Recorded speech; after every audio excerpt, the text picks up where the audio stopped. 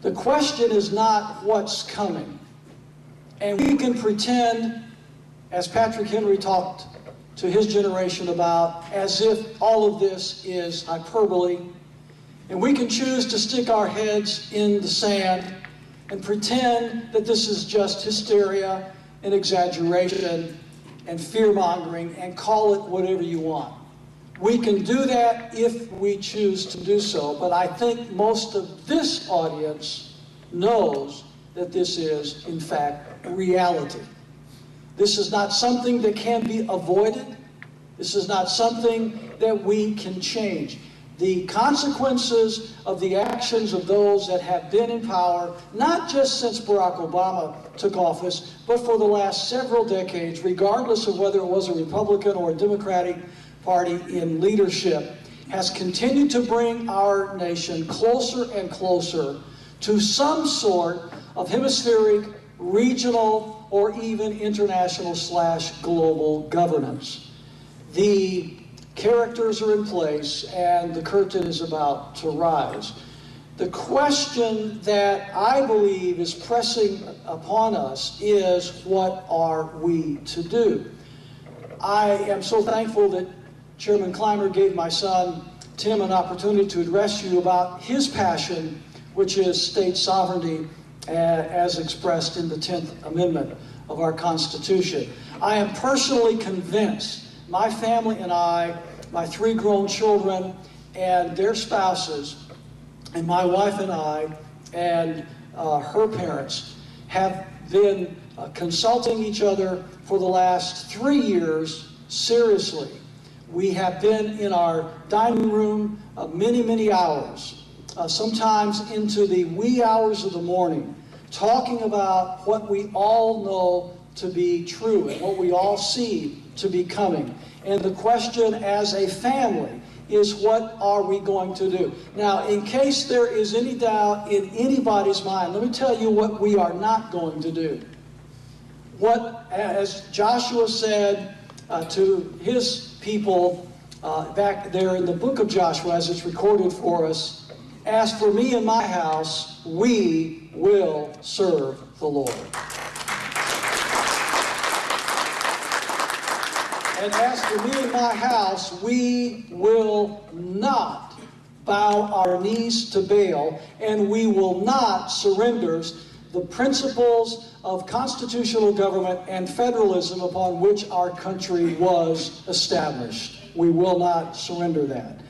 We will fight for those principles to the last breath in our being. And I am personally convinced, as I have traveled over 40,000 miles in the last 18 months, I've had the opportunity to talk to people of all stripes, sizes, shapes, and form, from all backgrounds, Democrats, Republicans, independents, of all races, from all ethnicities, educational backgrounds, etc., from the East Coast to the West, from the Canadian border to the southern border. And I have seen in the hearts and in the bellies of many of us that same passion, that same conviction in the hearts of people for freedom, that same conviction that they will not surrender the Constitution, they will not surrender the principles of limited government upon which our country was formed, and they will fight for the things that they know are right. Yes, I will say it here and everywhere. Freedom is not dead in the United States of America. You're here.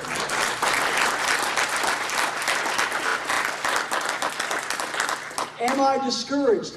Absolutely not. Am I a fatalist? Absolutely not. I believe that we are living in historic times. I believe that in the providence of Almighty God, He has allowed us to live in a time very similar to the time of the original generation of this country, that founding generation that gave us that wonderful document that we know as the Declaration of Independence, and then the Constitution and Bill of Rights. That generation that pledged to themselves and to God their lives, their fortunes, and their sacred honor, and set out to do what no other generation had ever done. Set out to establish a government based upon the principles of federalism.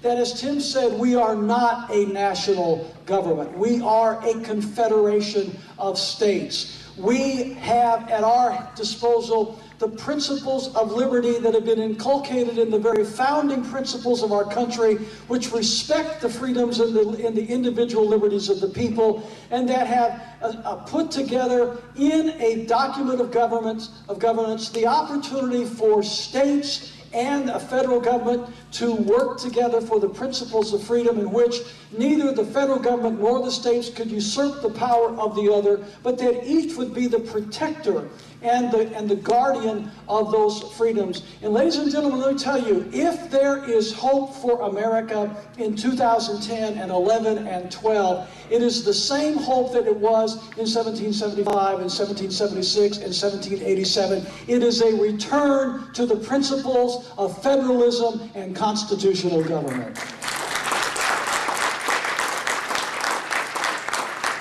This is an experiment in liberty. It's an experiment in limited government. It is an experiment in federalism. No nation in the history of the world has ever attempted such an experiment. And we have benefited from the sacrifices of those that went before us. And we now are called upon by our Creator to stand for the sake of our posterity and generations to come, those same principles of freedoms that I think for too long we've taken for granted and have expunged the opportunities of constitutional government in a great way. So I am not discouraged, and I mean that sincerely, because I believe we have an opportunity to reestablish the founding principles, to reignite the passions of freedom and limited government in the hearts of the American people. And as I said across the campaign trail last year, and I was asked this a lot by some of the naive reporters that would interview me. They would say, kind of like Lindsey Graham said, you heard about that, didn't you? In Greenville, South Carolina, which, by the way, we have a lot of followers in that great city. And he had a town hall meeting with his constituents in Greenville, and boy, they were putting it to him left and right. And one lady, bless her heart, gray-haired senior citizen, stood up and asked him a question, and not only asked him a question, but preached him a sermon on the Constitution while she was at it. And so then he made the mistake of asking her, who did you vote for president last year? And she said, well, I didn't vote for the Republican, and I didn't vote for the Democrat. She said, I voted for Chuck Baldwin on the Constitution Party. And you can go on my website and you can watch the video of that. It was actually videoed, and when she said Chuck Baldwin and the Constitution Party, the entire audience exploded into applause and expressing their approbation. I mean, it was an amazing sight. And then Lindsey Graham said, well, she said, Chuck Baldwin and Ron Paul and your party have lost the marketplace of ideas. And I'm not going to have Ron Paul steal the Republican Party. Let me tell you, Mr. Graham, we have not lost the marketplace of ideas. You have lost the marketplace of ideas. And the Republican Party is in peril today because of people like Lindsey Graham.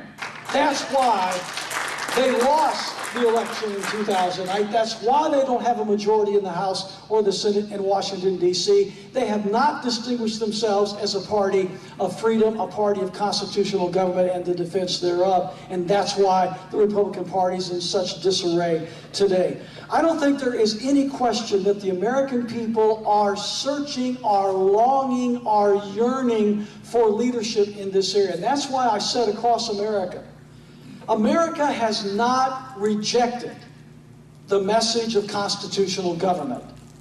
The problem in America is that because of the blackout of the national media and the two major parties at the national level, America has not heard the message of constitutional government.